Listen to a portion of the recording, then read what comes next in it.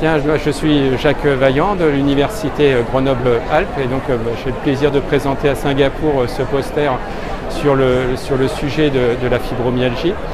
Ce poster est en fait issu d'un travail d'étudiant, un travail de fin d'études et travail de Master 1. Le thème de ce travail, de cette étude, était la douleur chez les patients fibromyalgiques et plus précisément le seuil de sensibilité à la pression de ces patients fibromyalgiques.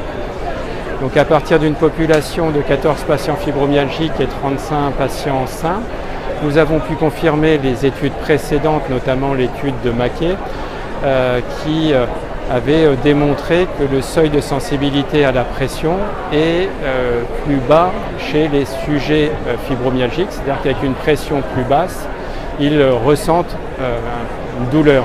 Donc ce qu'on aperçoit sur cette partie-ci du poster.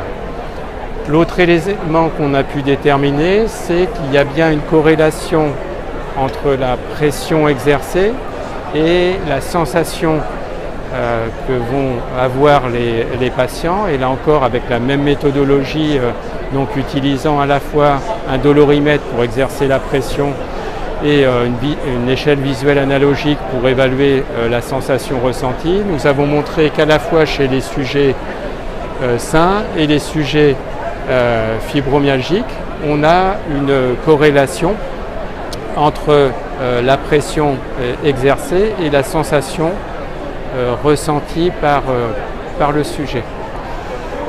Enfin, la partie novatrice de l'étude concerne la courbe de dose-réponse, et nous avons pu montrer à des niveaux en deçà du seuil de pression à la douleur que les sujets fibromyalgiques ressentaient une sensation douloureuse ou plus sensible que les sujets sains qui figurent sur la courbe de couleur rose.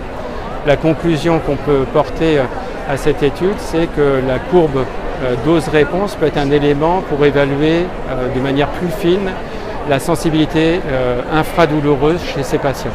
Je vous remercie.